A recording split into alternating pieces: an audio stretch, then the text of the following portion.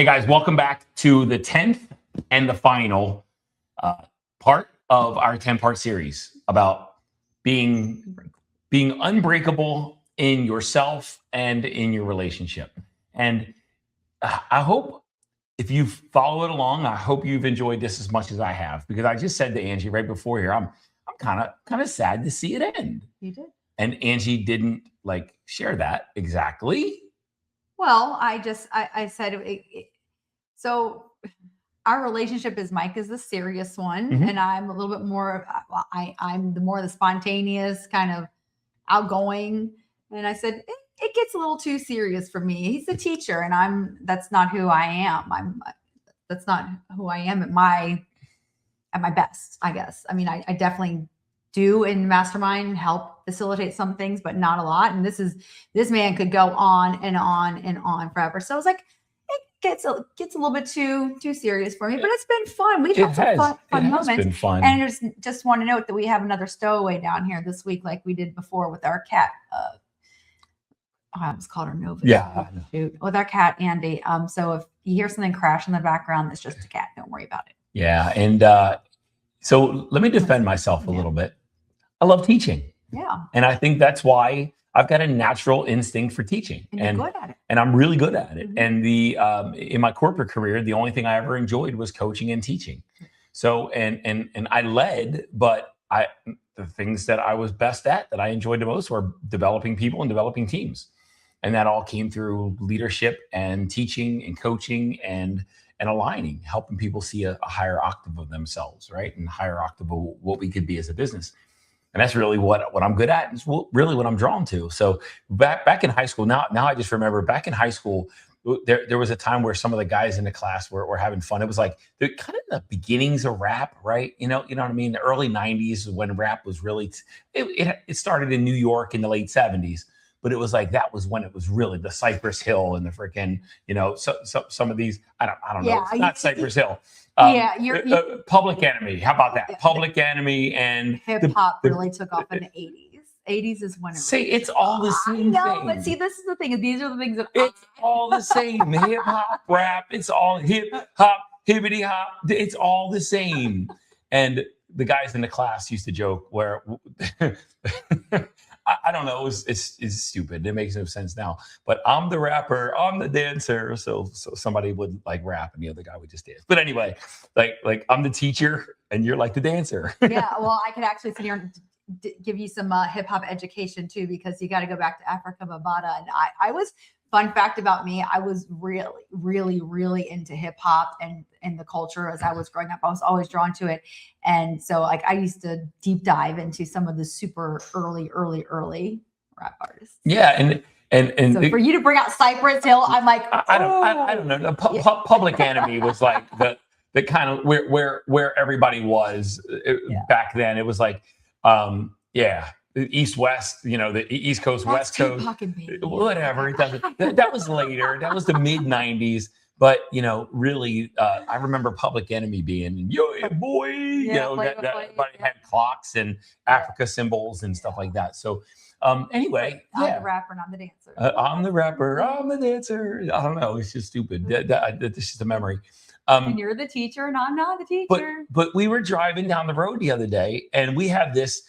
And Angie, look, she's wired differently than me, and there's no right and wrong. But the way and I'm gonna say this from my center perspective, and you can dispute me, but I am right about this one. The way I jockey the radio when I'm driving, the way I jockey the radio is I'm always thinking, do I like this, and does Angie like this? And if it's I like this, but Angie doesn't, I turn. If this is an Angie likes this, but I don't, I leave it on. That's part of that. Some of the martyr in me, right? Some of the over giver and whatever. But Angie's like, if I don't like it, I'm going to turn it. And sometimes she's like, I don't like that song. And it doesn't matter if I like it or not. She's like, and I wish I had that. Well, I'm going to dispute that, because when you leave Michael Jackson on in the car, and I'm at the risk of. You have never said that the other day as no, sir, then powerfully, you weren't listening, because I said I've never enjoyed Michael Jackson. You man, And you've your never kicks- stated it. You've never kicks- I don't listen to kicks. you will stop it on Hair Nation. Anyway. So this is the joy of Mike and Angie is we're so different and we're so unique, but somehow it all works. And sometimes it doesn't feel like it's working, but it really is, because it, that the intention underneath of all of it is just to, keep building together. But yeah, we have differences of music and differences of opinion, differences of how we we navigate the radio. And well, my radio navigation rule is driver choice. And then, but in your darker days, when you're in your darker days, that's unfair to bring up. But there's a certain conditioning that we're all working through with that is that in your darker, the driver controlled it when you were driving and the passenger controlled it when you were the passenger. So there's still some of this residue and the residuals that we're working through. But either way, the point being is we're different people. We're unique. I'm very serious. I'm a teacher. She's a lot lighter, a lot more levity, a lot more fun in her life. And I feel like I enjoy my life and I have fun. But you do, and you enjoy your silence and you enjoy your stillness. And I honor and respect that. And it doesn't, it causes no harm to my life. It's just, I have a separate, and I don't want to say separate social life because that's not true either. I just have, you kind of do, but I have separate circles of girlfriends. So, I have my mastermind girlfriends and my best friend group. And then I've got another friend group that, that my blind friend dates that I found. So I've got just different groups of friends. That's all. And I love that because you need that. You thrive on that. You need it. If that's not there, then there's going to be a missing piece for you. Right. And I think that's the important part is throughout, hopefully over 10 episodes, 11 with the introduction, hopefully you understand that I'm here to help her become more of who she is, not to make her a match for me and in my mirror image. So, when she's out with her girlfriends sometimes, which happens, that doesn't happen a lot. But when you're out, I'm sitting here hanging out, watching, with the boys and with the pets and watching a Viking show because I love history, right? So we watch some history together, but I watch all history when Angie's not around. The point is I want her to go out and be that. She needs it. She gets charged up and she gets fueled. I don't. I have, with Brian, I have my church on Sundays. We spend a couple hours on the phone together every week, or when he's in town, we spend time on the patio or wherever, breakfast, and we kind of hang out and we connect. And that's my social fuel. But there's also a lot of serious topics that we discuss in that container. It's not a light container. For most people would think that that was a heavy way to spend socialization. But for us, that works. Yeah. For me and Brian, that works. And for you and your girlfriends, that works. That's the important part of all of this to understand is that we're not built the same. And we need to honor each other's differences and our uniqueness. Yeah. Honor and respect them and allow the other to have that part of their life. That's right. And not interfere with it or judge it or. Even when it does not serve you. Yes. That's the important part. You going out with your girlfriends doesn't serve me. No. There's no benefit for me. Yep. But I still want you to do it because the benefit for me doesn't matter. Right. It's the benefit for you. The topic for today, and that was a long intro, but it was kind of a fun intro. But the intro or the topic today is letting go of I'm not sure if you can hear the cats, but the cat, but she's down there. She jumps up on my lap. You'll see her. Yeah. The topic is living without an escape hatch, living without an escape hatch and living without an escape plan. And the reason this is such a powerful topic for me is because I know that for the first 16 years, I had one foot in, one foot out. Mm-hmm. There was always that what if, and always having that foot out. And I really believe having that foot out caused a reason to need to have the foot out. Mm. So I brought the energy of what if into the relationship. And I think that from my perspective, caused some of the disconnect. It caused some of the insecurity, Yeah. that we talked about before that you were feeling in the relationship. There was part of me that brought that energy, and the energy that we bring, the relationship's going to respond to the energy that we bring uniquely. And for me, and I know you did too, because the threats weren't just one way. Right. But I know I had one foot in, one foot out, and when we really started putting this thing back together, I put the other foot in. Yeah. And it's like, let's fucking do this. Yeah, both of us. Yeah. We both did. And definitely, I mean, for me, it was always not knowing subconsciously, not because obviously we didn't know any of this back then, but yeah, like you're ready to go. And I'm like, oh shit, he's going to leave me. Just like I knew he was going to leave me. So, yeah. Well, in the Inner Wealth community this morning, we had a conversation about priorities. And one of the members was talking about how his vision is to build his business. And then, but he's got this mom with a medical condition and a dad who's trying to take care of mom, not doing a great job.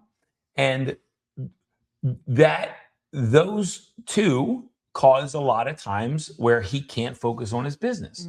But he's really, really frustrated about the not being able to get any traction with the business. And when, because he said he talks about distraction. And I just asked him a simple question. I said, if you could only pick what one priority, your parents or your business, which one would it be? He said, oh, my business is my priority. I'm like, okay, let's get really clear about this. If you could only pick one, your business or your family, your parents, and in order to serve one, you had to lose the other one, which would it be? And he's like, at first he kind of fooled himself and said, I would choose my business. I said, your choices and your decisions are telling you where your priority is. Don't look to your heart and don't look to your choices. And your choices and the decisions that you're making, he could be focused on his business and his mom has a problem, an issue, and he completely takes his energy away from the business and puts it on his mom. Now, with that, which one is his priority? His parents. And he kind of refused to see that. And I said, no, your choices are telling you where your priority lies, not your mind and not your body, your choices. Look at the choices that you've demonstrated. And I said, now with that said, where are your priorities? He said, I guess it would be my parents. I said, exactly. Because I said, for years, you were my priority.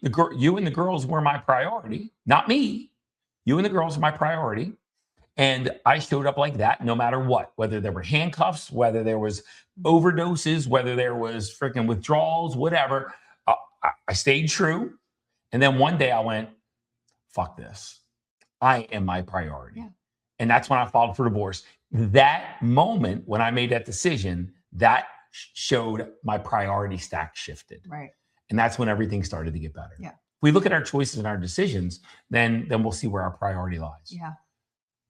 And our priorities used to be on propagating conflict. Yeah, I never thought of that as a priority. But again, that's just all we knew. It's all we knew. Yeah. Because it always defaulted to that. Yeah. It always came back to that in some way, shape, or form. It always ended up in the D word. Only 1,000 times. And I think the biggest regret for me is our girls heard every single divorce word. Like, they heard all the anger and the threats, and they were in that environment, and the guilt and the shame and the anger and the blame and all the hostility, some of the infidelity. They heard all this shit. We exposed them to it. And their little bodies now have absorbed that and have to live in that. And now it's their job to let it go. Yeah. Oh, and the only saving grace that I can give myself in that myself is just, they also had the opportunity. They saw that, but for sure, they had the opportunity to see us heal too. Yeah. They got the opportunity to see us through it. So, they know that change is, people say people never change. Well, don't ever tell my kids that, because they'll tell you that's bullshit. Because they've watched their mother go from like an absolute rock bottom addict to where I am now, and our relationship go from chaos and throwing shit at each other and kicking each other out and walking out the door and leaving in the middle of the night and all that stuff, to seeing us together every single day and not wanting to be, just we want to hang out. We hang out. We want to hang out. So I'm glad that they got to see that duality of. And I'm not going to lie, sometimes it's uncomfortable for them because they're still they were reared and they were raised in that chaotic environment. It's difficult for them to see us in a state of peace, and what little sense that makes, it's kind of a natural part of their path. Yeah. So the peace still hasn't settled in. There's still some conflict in there that they're looking for and expecting. But we've basically taken away, and for someone like me, and I'll just share, for someone like me, I'd love to hear your perspective too, that grew up in a family where the divorce word was thrown around a lot. My father was married 3 times. My mom was married twice. My parents threw around the divorce word a lot as well. So that's where I learned it, right? It's just kind of how marriage is. For me, feeling like you are committed no matter what season it is, even if it all falls apart, it's been really, really tough for me to embrace and accept that it's not about our stuff. It's about me. That has been a What do you mean? I'm not following. So all I've ever wanted in my life was to be loved and accepted. Okay. And the battle that I've had with authenticity, with showing up as me and being okay being me and whatever. For someone who's faced that my whole life, right? Chiron and Aries in the 12th house, that wound, someone who's faced that my whole life, trying to sit with and understand that someone is there for me because of me, and would be there regardless of circumstances. That's a really, really struggle-licious pill to swallow. Interesting. Yeah. Yeah, I don't even know how to respond to that, because I don't think you need to. No, because for me, to me, it's easy to accept that, oh, wow, this person, I know this person's going to be with me through everything. Everything. And I have no problems accepting that. Yeah. Aries. Aries, everybody loves me. He's here for me. I'm the best. Talking about, I'm like, yeah, no, I cannot relate to that. Well, one time I was having a conversation with Brian Schroeder, and I was talking about shame and being ashamed of my body and being ashamed of, whatever. He's like, can't even comprehend that. Yeah. Like, we all deal with different things, and something that somebody else is dealing with or has dealt with in their life, I would look at it and go, just don't be an idiot. That's not true. Well, that's like how you used to. How you used to approach me when I would get into severe depressions and anxiety. Just stop feeling that way. Right. Just stop. Just stop feeling sad. But we all have wounds that we're working through. They're all unique. They're all different. I'm watching Angie on this real estate journey. Okay. Now, she just got a contract for her first listing. First buyer. Okay. A home under contract. Home under contract. I don't know the exact lingo. Getting ready to get a listing. Yeah. Okay. Now, she's never done a transaction before. Yeah. She's never ever done anything in real estate agency before. Investing, yes. But all this is new to her. Every single step of the transaction is brand new to her. They can't teach you all this stuff in real estate coaching, in real estate school. They can go over it like at a micro level, but they can't go into it at the depth that you're going to learn it and you're going to have to face it. It's like sipping out of a fire hose. It's trying to swallow the ocean. It's impossible. Then this awesome, talented, amazing woman doesn't understand the next step for a transaction and gets really, really brutal on herself. Yeah. Brutal. Like she should know everything about everything before she even needs to know it or she's ever experienced it. And watching that, I'm like, you're an idiot. You're not supposed to know what you're doing because you don't.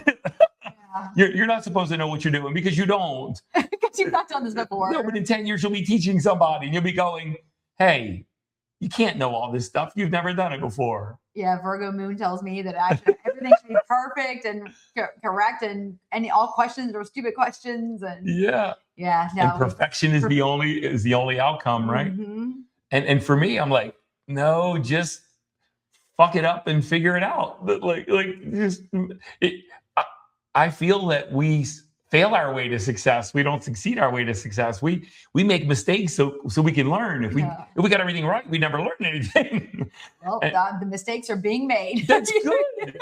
That's good because it's the people that are doing nothing that are ones that are perfect, that aren't making mistakes. But I did say to Mike today, I said, the brokerage I'm with now, it's like I don't feel stupid asking questions. And even though I'm like, this might be something that is like common sense, and I don't feel stupid. And I'm really grateful for that. For people that don't make me feel stupid. You're not stupid. I'm the only one making myself feel stupid. But you're the only one going, listen, you idiot. You shouldn't you shouldn't have this figured out. You've never done this before. And there's going to be another season of life that we don't know how to traverse together. Mm-hmm. Right? It might be my challenge, it might be yours, but we're figuring it out together. Mm-hmm. And if you don't allow those uncertain seasons of life to come and go without questioning or without keeping the lock on the exit hatch, right? Yeah. And there's always going to be a need to worry about the what ifs. Yeah, that lock. Yeah, that lock is locked and locked. Yeah, and triple locked. And the key or the combination is gone. We have no idea. Yep. And there's not a set of bolt cutters big enough to cut it off. No. But we've got to be willing to experience the warmth of summer together. And I'm saying this from not an actual season, but we've got to be willing to experience the warmth of summer together and enjoy it. But we also have to be willing to experience the coldness and frigidity of winters, because there's no summers without winters. Yeah, and I feel like we've been in that winter for a bit now. Yeah. In and out of it. And not to a level that is detrimental, but we've definitely been in a space. Both of us have been just trying in emotional, like downward spirals, and not really spiraled. I kind of stuttered there because it was like, well, that wasn't it. We were just down, like trying to figure things out. And as I'm pulling myself out, I still kind of see you going in and out of it, but I'm still here. And well, it's interesting that Jupiter went retrograde in Venus back in November. Yeah. And today it went direct. Okay. And Venus, or not Venus, did I say Venus? Yeah. Jupiter in Cancer went retrograde in November. Jupiter's abundance. Yep. Right. Cancer and prosperity. Yep. Cancer is emotions, and it's also Cancer's also a connection and feeling valuable and giving and receiving, right? Yeah. And today it went direct. Awesome. So there's a lightness that's in the air, and I've heard it on like 3 calls today. Oh wow! Right, so it's already recognizable. But the point being is, if you even have an escape hatch, then don't be surprised when there's marital problems or problems in your relationship, because 99% commitment equals 0% commitment, right? Think about that. 99% commitment means you're not committed because there's a chance. Yeah. And it's been 25. We're getting ready to celebrate our 25th anniversary this year. 25, yep.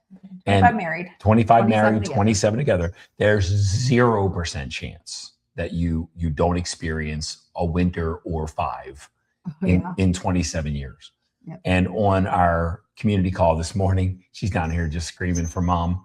On our community call this morning, I can only share from my perspective, right? Angie's been through her own challenges with me. But on our community call today, I said, look, there were about 10 years where there were handcuffs, there were court cases, there were mental ward visits, there were rehab facilities, it was just fucking chaos. And that was a winter, a big long winter, and this feels like a little one. Yeah. Right. So, and I know there's going to be summer again, spring and summer again, right? But yeah. And after this winter, there's gonna be another one Yeah. at some point. Yeah. But yeah, this winter was nothing compared to that winter. No. Not at all. No. We went right from summer to winter. Yeah. And it went from really hot to really cold like that. Yeah. And it's like, who turned off the heat? Yeah. There was not an acceptance of summer turning into winter. There was like, who turned off the sun? Yeah. Literally. And yeah, that was a little, but maybe we need to experience that so we can see our bond. Well, it was obviously all for something. Mhm. There's a lesson there for everything. And I'm going to share why I think some of this stuff happens, because we've got a lot to teach, and unless we experience it, we can't teach it. No, yeah. Right? We Gotta can't teach from our messiness. messiness, not mastery. Mhm. And holy shit for two people to have lived messy lives. And I think that's me and you in a nutshell. Yeah. But I do believe that God doesn't give you a whole lot of challenges if you don't have a whole lot of value to deliver to the world. Okay, I'm done. I know. Can we turn up the temperature just a little bit? Just give me a little nudge. But maybe, my business has been in a stable mode for months after a lot of growth, and then we compression. It's been stable. Maybe this is your time to shine. Yeah, Maybe mine is plateaued and stabilized so that I can go into maintenance mode, so I can watch you go into building mode. Maybe that's what this next season's about. Maybe. And if that's okay, does that mean that I've failed in any way? No. Does that mean that there's something wrong with my business? No, not at all. If it allows you to start to build and shine, you think maybe there might be some positive intention to that. Yeah, but it's also okay for both of us It is. to be. But if that's the case, and that's really the master plan, Yep. we doing anything wrong? No, we're not doing anything No. wrong, but it's okay but I think that's a piece too, is it is okay for both people to be shining. And maybe the acceptance Mhm. of that might give us the ability to Yeah. both shine. So when you fight reality and you fight what is, all you're going to do is add a whole lot of negative energy to the mix. But anyway, a little bit, it's a little bit about the escape hatch. So again, not looking to create the next winter, but it's coming. Are you strong enough to weather it even before it gets here? Yep. That's 1 + 1 = 3, Yeah. right? 99% equals 0% commitment. I think it's a powerful message. We are awesome in that. yeah, this was a lot of fun. What was your favorite part of this? I know it was too long for you. First of all, next time it's going to be like three episodes. But what are your highlights? Like, what? First of all, what's your takeaways? What did we put into the world? I think that I think we put it out there that, just like I said before, change is possible. Like if you're in a place where it feels like you and your spouse aren't clicking, it is possible. Like that doesn't mean that it's over. We're proof that, and people can make it through some dark shit together and come out and grow together. For sure. But favorite part of this, all of it. It's just been a lot of fun. Great job being specific. I know, because I can't think of any one moment. You're not really good with favorites. I'm not. No, I'm really not. Yeah. Well, I mean, even if you ask my favorite band, you're going to get a flow chart of genres, Right. subgenres. So, no, just the fact that we did this together, and that I actually started out a couple of episodes and stepped out of my comfort zone and did a couple of things. But you can't put me on the spot with stuff like that. That's the thing. I need time to think. I don't not motorized. Right. I can put you on the spot. I will continue to put you on the spot. And by me continuing to put you on the spot, you will get better at being on the spot. Okay. You will. So I can't use my non-motorized throat center as an excuse, right. Even though you say that that's why you can talk. Because here's why I'll do that. Because you're built for this. You are built for this. Mm-hmm. This is what you were here to do. Not just real estate agency. That's great too. But you're here for this. Yeah. You were built for this. That's your Leo rise. You're here to be seen. You're here to shine. You're here to share. You are here to be in the spotlight. Mm-hmm. And I think it's probably a little bit of time for you to be in front of the spotlight or in front of the curtain for me to kind of step aside. Well, Yeah. Well, this was definitely stepping outside my comfort zone For sure. Yeah. 100%. But now you feel you can do it, right? A little bit. I mean, but is it something I enjoy? Is it something that I would continue to do on my, like, I have no desire to sit in front of a computer and talk at a computer. Well, you're a lonely cat, so I'm not suggesting that you're going to come down here and start recording your own podcast. I'm not a lonely cat. You're not. Yeah, I'm not a lonely cat. But you're not afraid to be in front of that green dot anymore. Right. And that's why I said stepping outside my comfort zone. I think that was my favorite piece, is it showed myself that, and the consistency of doing it every week. Because I don't know how you do this every single week. I have so much admiration and respect for that, because that's a lot. Yeah. So mad props to you for continuing this for over 2 years now. Almost 4. Has it been that long? 240 episodes. Oh my gosh. August will be 4 years. Jeez, yeah. Every week. Single week without missing one. Yeah, I don't know how you do it. So I'm very proud of you, and this just gave me another, I respected that before, but that just took it to another level, knowing that, I mean, I scheduled lunches accidentally on our recording days, and I was like, oh shit, I forgot I got to record a podcast, and like, damn, can't do this because got to record a podcast. Yeah. Can I tell you why I'm able to do it? Because I have a motorized throat. Yes. And that's a reason, but yours is an Oh, excuse. shut up. How convenient. We're talking human design. How convenient. Human design. I'm a manifesting generator, so I have a motorized throat, and she's a generator. She doesn't have a motorized throat. And all that means in the soul sciences and in human design is that she can have a thought and she can process that thought, but getting it out clearly is difficult for her. And it's not, if she takes long enough, she can articulate it, but it doesn't drop quickly and come out naturally. Right. Easily. I have to pause. Yeah. It takes me, which is why I don't feel very good or confident at this, because it takes me a moment to pause, formulate a thought to where it comes out in a cohesive sentence. Yeah. So, but I've done it. I've done it 10 weeks in a row now. So. You have. But again, this is going to turn into like a Mike and Angie coaching each other session. But maybe you get to see how I uplift her all the time from a coaching way. And right now she's open to it because she's on camera, right? She's not going to embarrass herself or me. But great speakers. Yeah. If somebody asks a question, great speakers, the ones that are really, really secure in being speakers, if they don't know the answer immediately, they go, let me take a second to think about that. Mm-hmm. And they're really comfortable in that. And they rest in that, and they'll literally sit silent and think, hold on, let me think of how I want to answer this. And they'll process it. Yeah. And then they'll speak it because they're really secure in the fact that I don't know that. It's okay not to know it. Mm-hmm. And it's okay to take a couple seconds to process it before I spit something out. And instead of pretending to have it all figured out or making something up, right, they actually are good and they're comfortable in their skin and saying, this is how I'm designed. This is what's happening right now. It's okay. Let me work with it instead of trying to pretend that it doesn't exist. Yeah. And that's it. That's it for you, right? You don't need to spit it out right away. Just go with it. Yeah. And if you need a pause, take a pause. But you're a natural at this. You're built for this. And I love this. And I love people seeing you in the world. All right. My favorite part is I got to sit next to you for 10 weeks. So there's never enough time.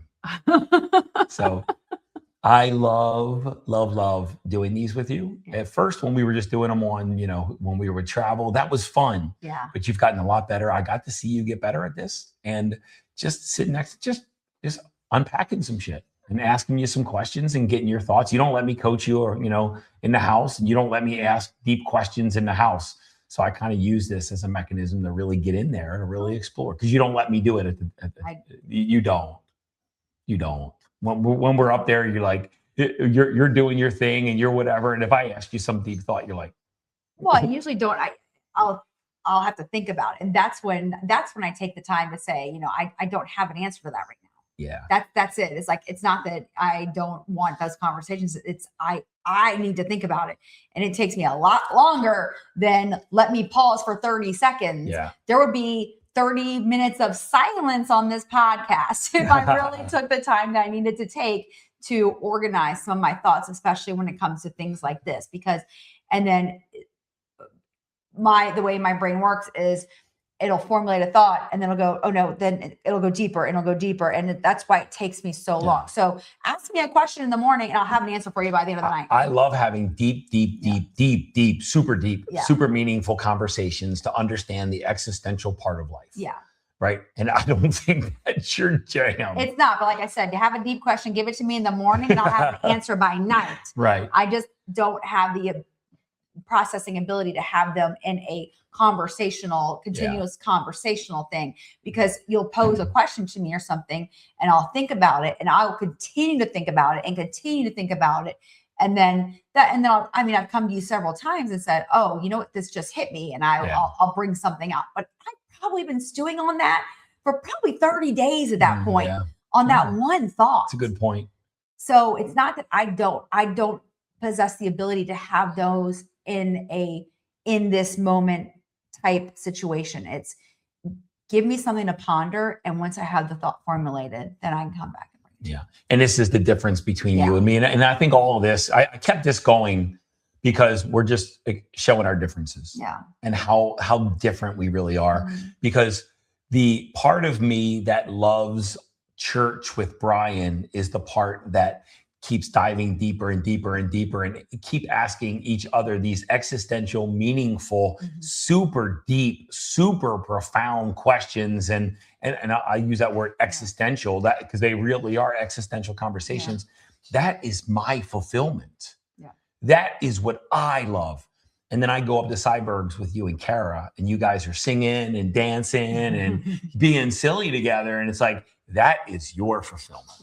And my fulfillment is going deep with somebody. And I don't get that from you, but I get it from somebody else. I don't need to get it from you. The dancing, the singing, the what, all that silliness, you need that in your life. But you don't need it from me. Right. And I can't, and I don't expect that from you. I think that's that is the important part. You no longer expect it from me, and I no longer expect what I love from you. I just, we get filled up differently by different people. But I think we give each other we're able to provide a little bit. Like we did our dancing a couple weeks ago. You did that with me. And then you'll ask me a question. Man, I wish I could remember that one thing. One day I came to you and I dropped something out, and I had been thinking about it for months, and I cannot remember what it is. And I wish I could remember it. Is that the one where, and I can't remember what it was, but I went, oh my God. Yes. Like, it blew my mind. And I was like, holy shit, that was big. Yeah. And I can't remember what it was, but it came from a conversation that we had probably had 3 months before. I can't remember what it was, but it was big. And so that's how, so I'm able to provide that at a small level, like doses, you're able to do the same in small doses for me. Now we'll go and we'll have fun with our sports betting tonight and together, and it's something we both enjoy. A lot of words to say. Your spouse is never going to be, or your partner is never going to be all things that you feel you need in your life. It's, are they the right person to work through all that with? Right? Because man, the perfect match doesn't meet all your preferences. The perfect match helps you not need your preferences to be met. Oh, I love that. Yeah, me too. I just thought of that. I've never thought of that before. That's very good. Yeah. I love you more than I love you meeting my preferences. Yeah. That's it. Preferences puncture peace. Right? Keeps coming up, guys. I love that. So that is we're going to put an end to this series. Next week, I'll be back on my own, sitting in front of the green light by myself, being completely neglected and ignored and abandoned by my wife. We'll be back in the zone, and we'll do another 5,000 before we do another series. That's not true. But I'll just keep continuing to add value, because I love this. I love sharing this with the world. Awesome. Well, thanks again for wanting to do this together. I love you. I like doing things together. All right, guys. Again, next week, we'll just get back to normal schedule and keep serving. All right. I'll be back. Yeah, she will be back. Love y'all.